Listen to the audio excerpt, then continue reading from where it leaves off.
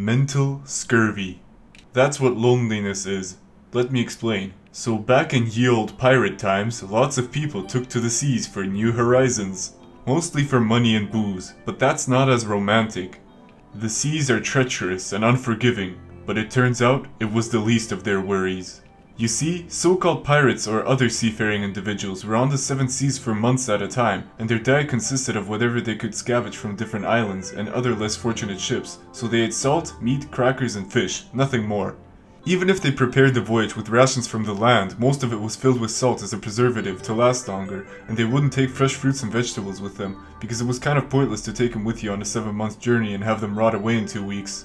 So then, this scary new sickness appears that makes your teeth fall out, makes you lose eyesight, gives you jaundice, and weakens you to the point of going into Davy Jones' locker.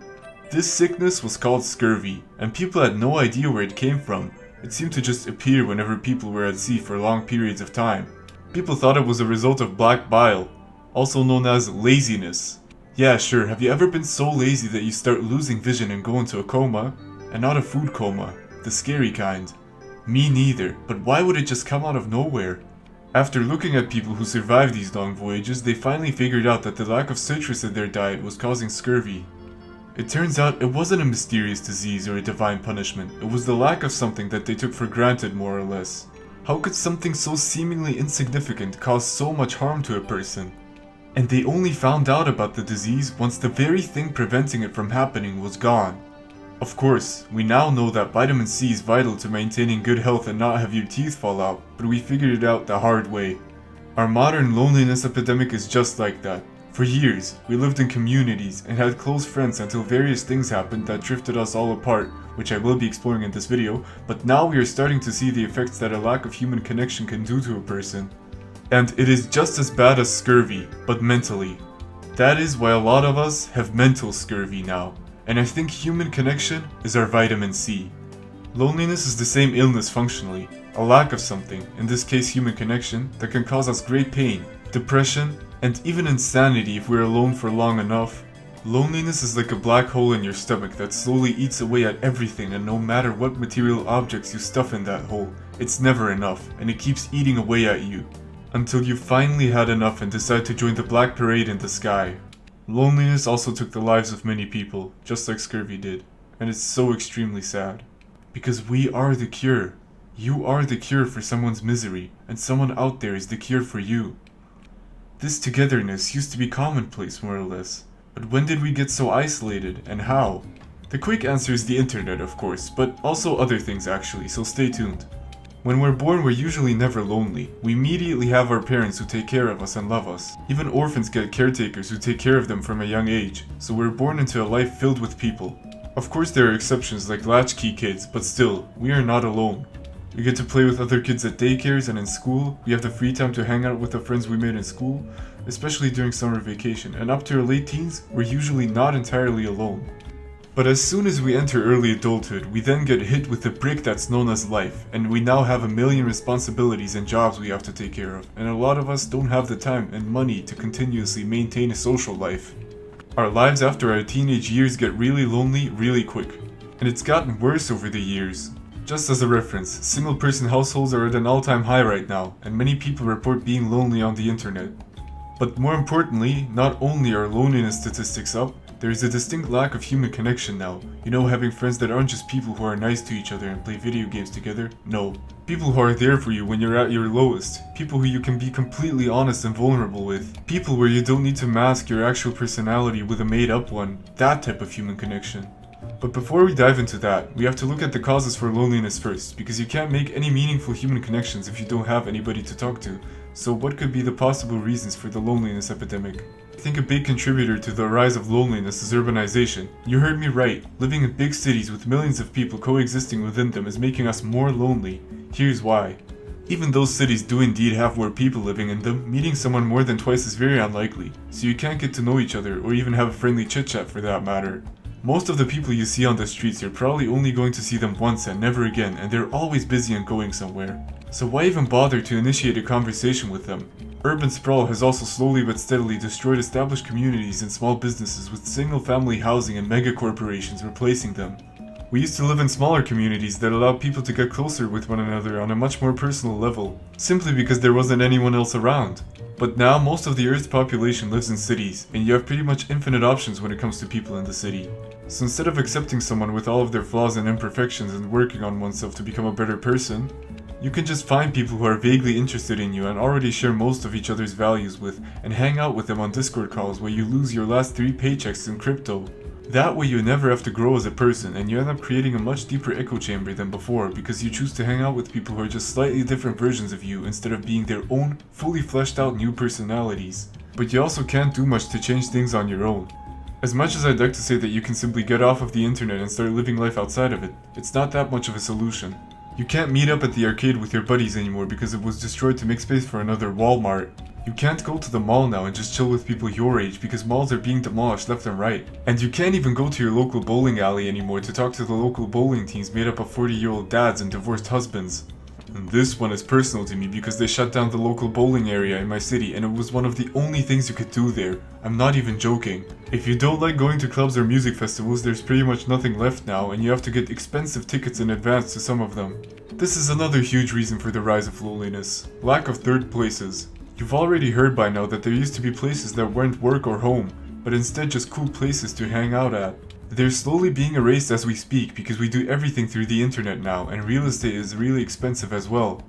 You have to make a small fortune to be able to pay the rent for a third place establishment, and sadly selling salted peanuts aren't going to save the whole business. Speaking of expensive, even when you do go out with your friends you have to pay a lot of money just to be able to hang out.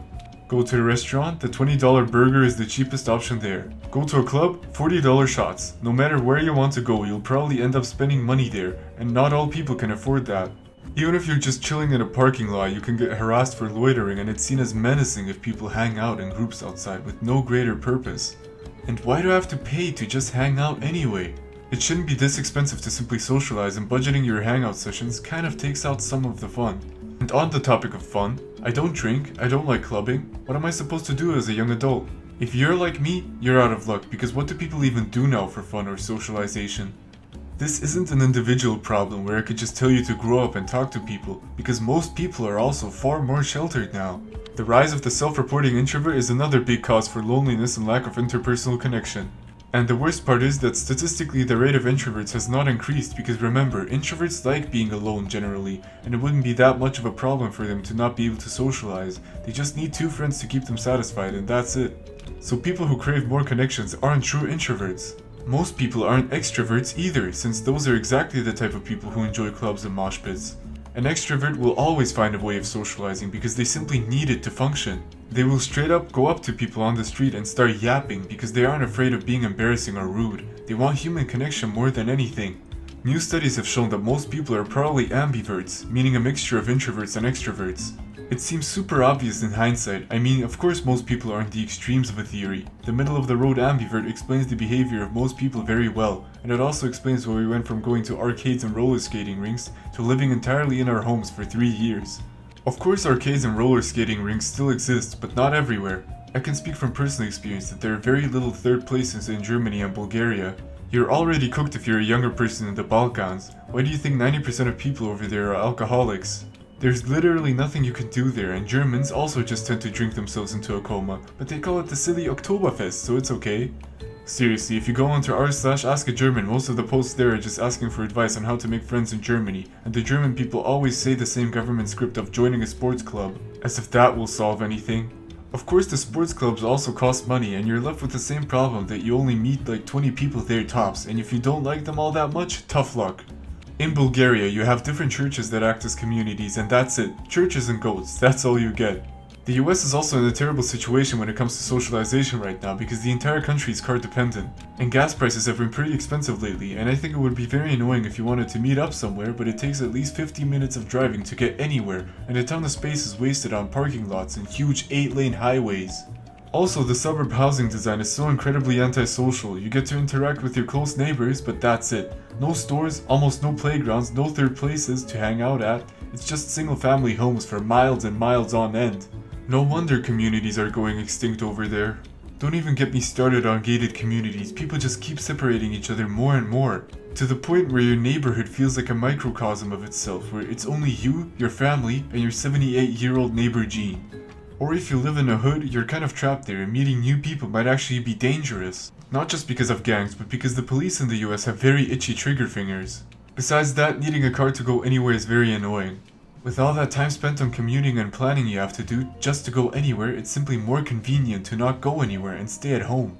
I mean, you gotta relax somehow, and finding people to connect with takes time and energy. You're too busy anyway. Your friends are probably just as busy as you are, if not more. So that makes it even more difficult to form deeper connections with one another, and it's much easier to just call them on Discord and play some games with them that way. The online alternatives are simply a lot easier and cheaper than anything else, and you don't have to dress up all fancy, or even shower for that matter. Look, I'm not saying you can't socialize online or meet new people. I've seen some of the longest friendships ever come from online interactions, but it's hard to meet new people this way since they're also always changing, just like the city. In fact, this type of relationship has become more normal ever since the pandemic, because it is without a doubt a huge reason for many of our current mental health struggles to this day. Especially loneliness. We were stuck in our houses for years. How were we supposed to make new friends and strengthen our friendships if we couldn't meet up? Online meetings are cool and all, but I don't think they have the same psychological effect as seeing each other face to face and going through shared experiences. Even among your friends, I feel like because of the stigma we have around vulnerability and admitting when you're depressed or experiencing other negative emotions has led us to being lonely, even if we are with people. It's mentally exhausting to pretend you're happy all the time when you're the farthest thing from it, but we don't want to bother our friends and family with all of this baggage. Ironically, most of your friends and family are probably just as depressed as you are. Times are tough right now, so it might be worth a shot to talk about some negative feelings with your close ones. We hide our feelings behind self-deprecating jokes and memes, and we have reached such chronic levels of irony that sincerely being yourself can feel cringe or unnatural. We just have to look at the millions of people online making fun of someone who is very passionate about a niche interest or indulging in their own art. Once again, the internet is just an amplifier towards all of this terrible behavior, and it rewards people who have funny roasts or other negative responses with likes, attention, and even money sometimes. Cringe culture has definitely taken a toll on our ability to connect with other people, because there's no worse feeling emotionally than showing your true self to someone and being met with phrases like "that's so cringe" or "okay lil bro." Sincerity is seldom seen on the internet, and I think that it's affecting people's real life ability to be sincere, because so many people are chronically online now. Sincerity is extremely crucial to connect with someone on an emotional level, so the fact that sincerity is mocked now and people are struggling to be sincere makes us feel so alone, even when we're surrounded by other people. It's never cringe to be yourself, and there will always be haters and naysayers online, and even in real life, but don't let some random hateful people dictate how you live. If you live as your true, weird self, you'll be much happier, and you'll find people who are like you. They will also love you for who you really are, so it's a win-win-win situation. I think this is how you actually get to true human connection, through shared life experiences and allowing each other to be vulnerable and real, instead of masking your true emotions to not bother them. But to be fair, it's also become super easy to exploit someone's vulnerability now by posting it on social media, and I feel this has put a lot of people on edge about being vulnerable with one another. Imagine you confess a deep secret or insecurity of yours, and the person you confessed it to goes onto r/confessions and reveals it for the entire world to see. We have created an environment where it is profitable to exploit people's vulnerabilities, and being vulnerable is shown as being weak in society, and people don't want to be seen as weak. How are we supposed to connect with each other when we can never be real with each other? And how can we strengthen our relationships with others if all we do is just show each other memes to pass the time? We should be making life experiences together, traveling, joshing around, exploring the world and its wonders together, but what we end up doing is sitting in our own little planes of existence, separate, and let ourselves rot away into nothingness. But what do you do to find a friend if you don't have any to begin with? There are communities and clubs you can join in the city, but it's gonna cost you some money, and you would have to make time in your busy schedule. We have also embraced productivity like never before. Literally, before industrialization, we had 4 to 6 hour workdays instead of the 8+ we have nowadays. But the time we spend mostly goes into work, studying, eating, exercising, sleeping, and being on the internet. That's right, the little free time we do have left after a long day of work or school is spent going on the internet to watch some silly videos of silly animals and people online. Or if you're feeling adventurous, watching a new show on one of the 100 streaming services available now. To be clear, I think it's completely fine if you want to take a day off, if that's possible. Because if you're too stressed to do anything, you might as well enjoy your time. You don't have to be productive all the time, and technically, relaxation is a form of productivity, because when you recharge yourself, you're more efficient in the future. We're so busy, we barely have time to form meaningful human connections that will impact us for the rest of our lives. I mean, life is all about me, myself, and I, so why should I bother to connect with other people? I am a strong, independent individual who doesn't need any friends. They would just bring me down anyway. The only connections I need is networking for my crypto startup to get the big bucks and be better than everyone else. The rise of individualism has also taken a toll on our ability to connect with other people, because everyone thinks they're special now and deserving a special treatment. I mean, so many people won't even give someone a chance because they have a red flag, and they just shoo them away. Because the sample size of available people has increased exponentially, people can be more picky when it comes to choosing their friends, so before even meeting another person, they already have this list of criteria in their heads that the other person must fulfill to have any sort of relationship with them. Of course you can have standards, but if your standards involve incredibly hard to attain feats all at once, you should probably reconsider. It is of course unreasonable to put so many expectations on any given person, and if you only interact with people that fit the niche you have created, you create an echo chamber. There are so many echo chambers now because of the internet. Of course, it's always the internet, and people have been radicalized to such extremes that they hate each other for their opinions on fictional characters or taste in pizza toppings. We ought to strive to listen to different perspectives. There's also a concerning amount of egocentric people now that have main character syndrome because of the internet, and they demand not only special respect from people, but also that you provide some sort of value to them. I hate how networking is a thing. It's so shallow in my opinion. It's just people looking for others to get richer or more famous. Whatever happened to being friends with people because y'all like each other? No, you have to be financially useful to each other as well.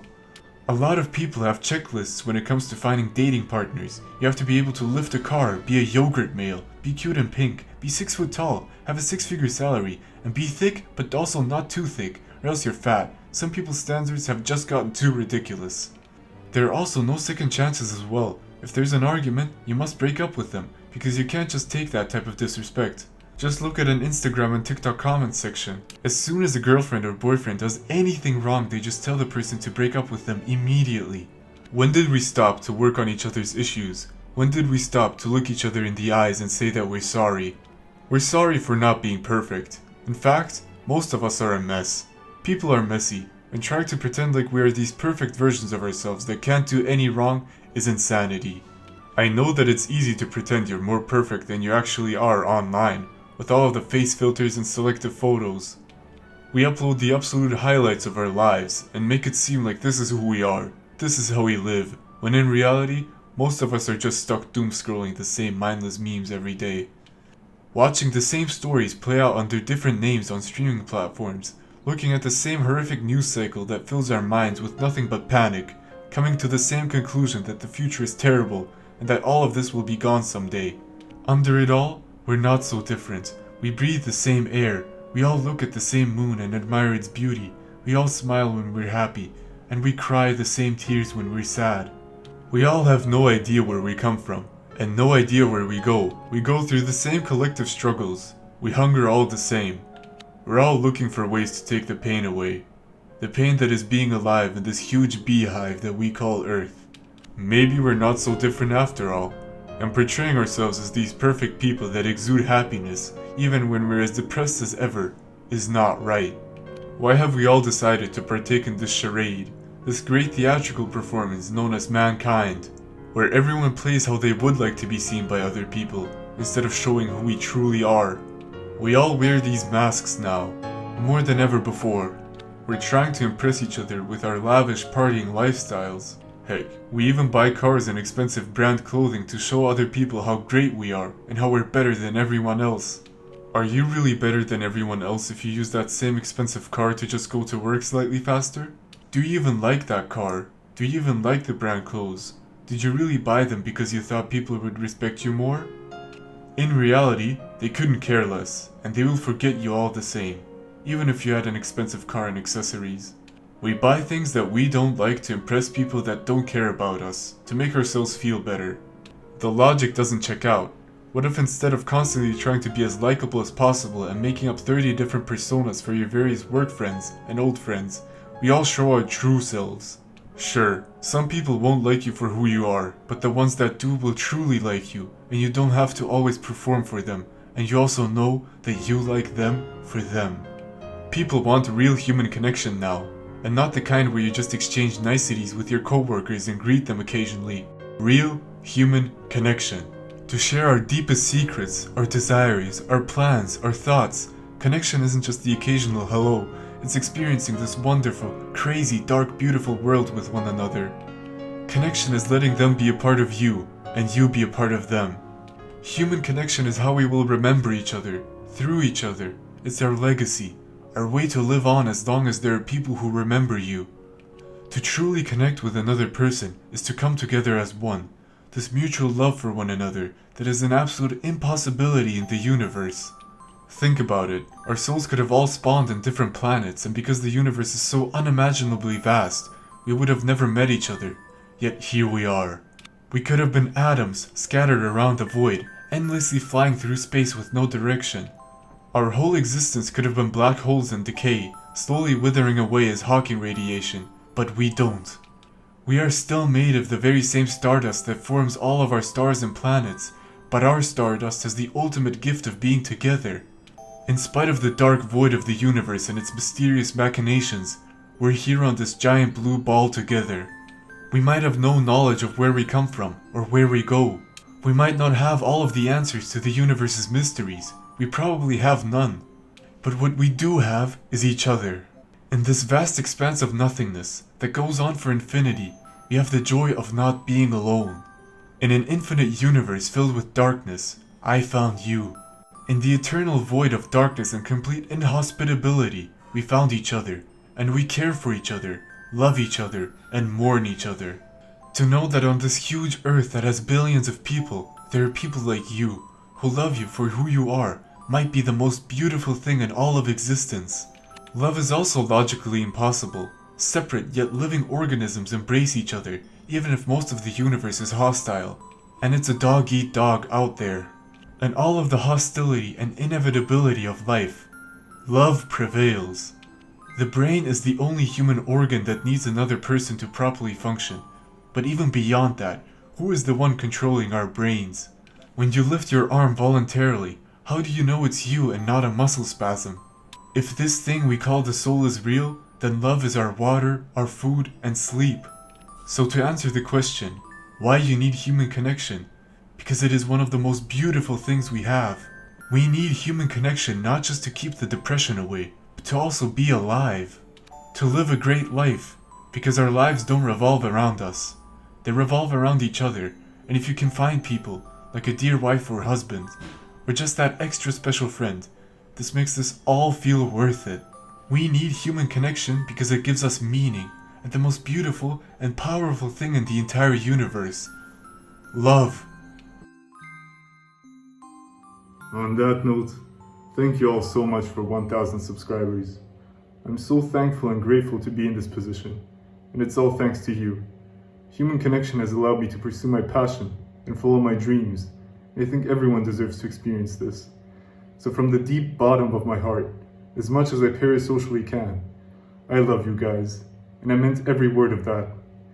Thank you for your continued support, and thank you for watching. I have a Discord server linked in the description below if you want to chat with me. You know the drill. Like and subscribe, watch more of my videos, and see you next time, champs.